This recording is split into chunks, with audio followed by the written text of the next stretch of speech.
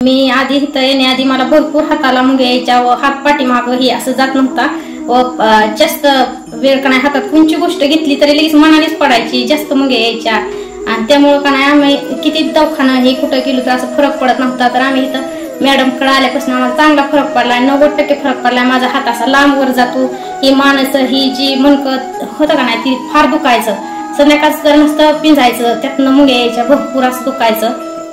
थळा मशीनवर हाताची मालिश ही केल्यामुळं फक्त थर्पिंग केल्यामुळं का नाही आता माझं संपूर्ण दुखणं बरं झालंय, फक्त 10% राहिले आणि तर पूर्ण मी बरी झाली. इथं आल्यापासून सगळं चांगलं व्यवस्थित इथं आल्यापासून का नाही चांगला फरक पडलाय मला, मी आता चांगली बरी झाली आहे.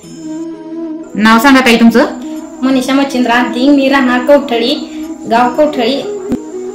शरीरात वात किती दिवसापासून होता तुमच्या?